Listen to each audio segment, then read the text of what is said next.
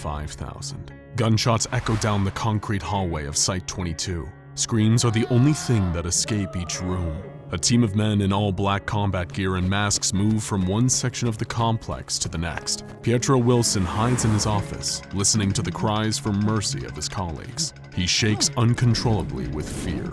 Who are they? He thinks. Why are they killing everyone? And how did they find us? Moments earlier, Pietro Wilson had been in the canteen eating dinner with other staff members. A group of heavily armed men entered the room. They stood silently surveying the area. One of the scientists stood up and asked if they could assist them. That's when the carnage started. One of the masked men raised his rifle and shot the scientist in the head. Chaos broke out as the other mercenaries raised their weapons and began firing.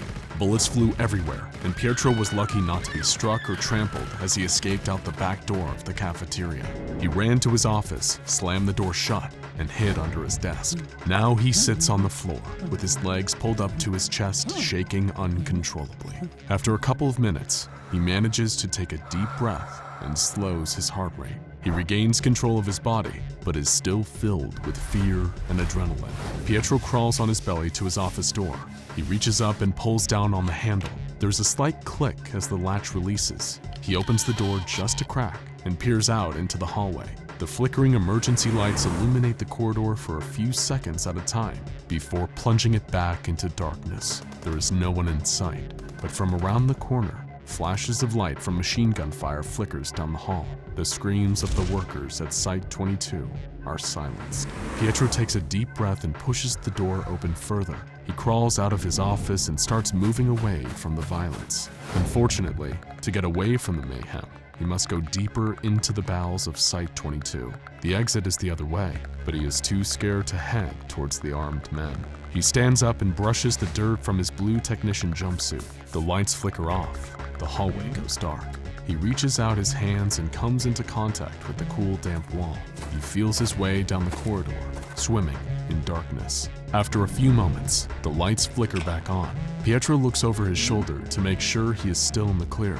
Standing at the end of the hall is a soldier dressed in all black with a mask covering his face. The soldier stands motionless. Pietro turns to face the soldier. His eyes open wide.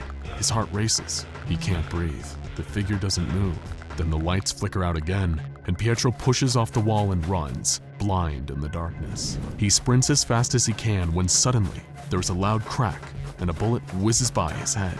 He can feel the wind as it barely misses his cheek. He continues to run. The lights flicker back on. He peers over his shoulder. Now there is an entire group of armed men pursuing him down the hallway, guns raised. He turns the corner of the hallway and proceeds down a set of stairs further into Site-22. At the bottom of the stairway, there is a short corridor with a door at the end of it. There's nowhere else to go. He pulls a key card out of his pocket and fumbles it. The card falls to the ground. Pietro bends down to pick it up, and as he leans over, a bullet whizzes past where his head had just been. The projectile embeds itself into the metal door. He scoops his keycard up off the ground and shoves it against the scanner. The door unlocks, and he dashes into the room. He quickly turns and shuts the door. It locks automatically. The last thing he sees is the assassins running towards the door. The lights flicker on in the room where Pietro stands. The room has only one door, no windows and no vents. It is completely isolated.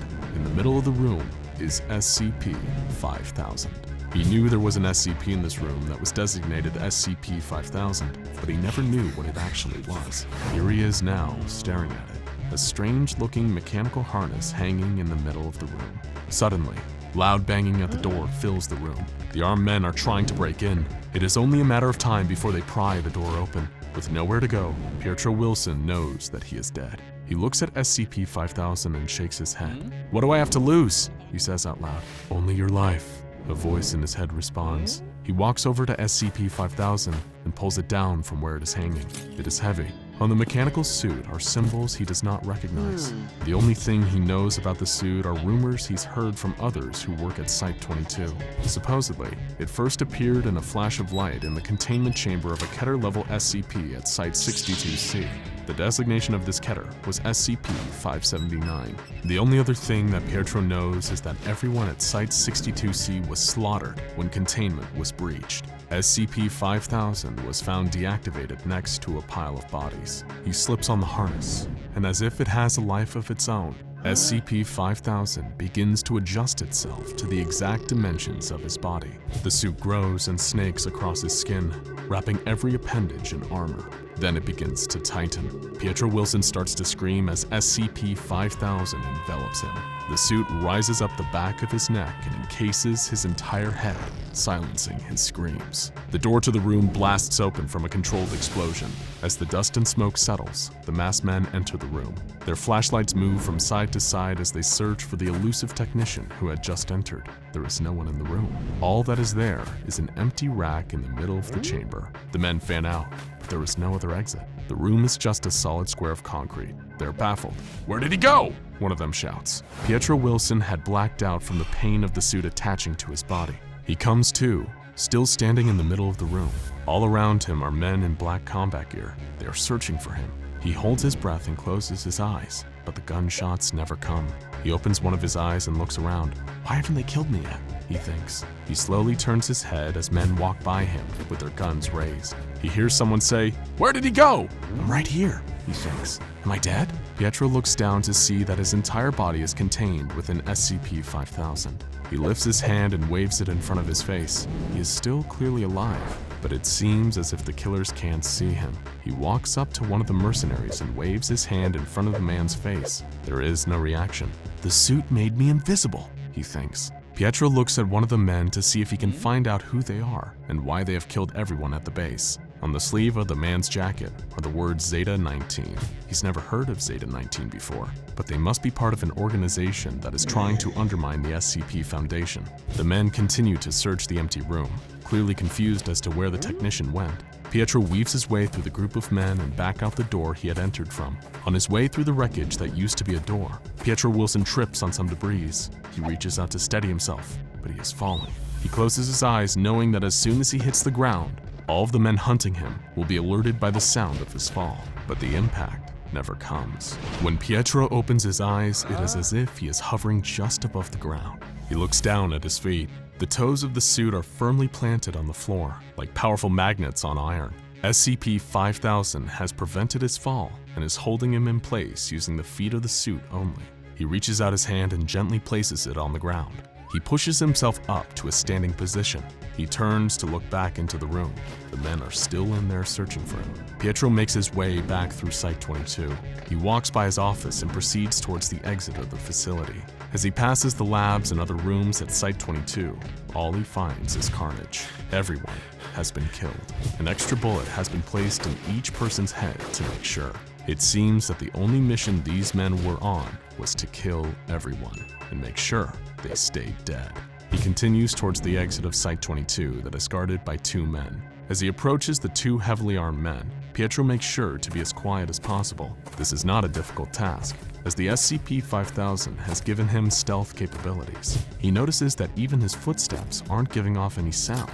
It is almost as if the suit is allowing him to glide across the floor. He is almost to the exit. Then he will be home free. He takes a deep breath, turns sideways, and squeezes past the two men guarding the doorway.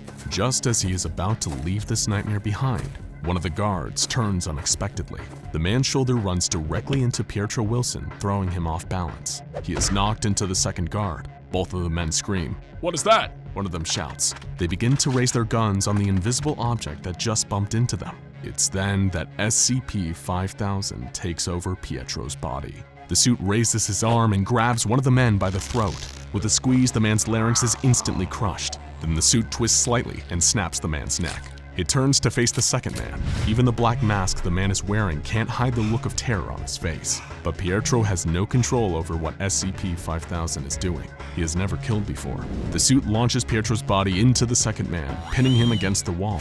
It then grabs the top of the mercenary's head and slams it against the concrete, again and again and again, until the man's screams are silenced. The suit lets go of the man, and his lifeless body slides to the ground as Pietro backs out. When he regains consciousness, he's outside of Site-22, standing on top of a hill, looking down at the facility below. He looks at his hands, then at the rest of his body. He is still contained within SCP-5000. There is a flash of light, and a heads-up display comes on. He doesn't recognize any of the symbols, but as his eyes move from one area of the screen to the next, the symbols become highlighted. Before his eyes, certain symbols began to translate into words he can read. One of the symbols now says, "Journal Entry." Unsure of what else to do, Pietro begins recounting what happened to him at Site-22. He makes his way through the desert towards the nearest SCP Foundation safe house. He knows once there, he will be able to reach out to his superiors for help and further orders. Maybe he can even find a way to get SCP-5000 to release him. As he trudges along, Pietro Wilson notices that his brain is telling him he is thirsty, but the vitals on the suit's heads-up display say that he is in good health. In fact, he is better than good. His vitals are all perfect. The suit seems to be giving him all the nutrients his body needs. It has even fixed his busted knee that was injured back in college playing football. The joint itself has somehow been healed. Pietro finally reaches the safe house and opens the door. It is quiet and dusty. It looks as if no one has been there in years. He walks over to the communication station and tries to contact the Foundation, but all he gets is static. He gives up and walks over to the TV. He pushes the on button. The screen hisses to life. What he sees causes his jaw to drop. The world is at war. A war between humans and monsters. Whatever happened at Site-22 also happened at other Foundation sites. The SCPs have been let loose.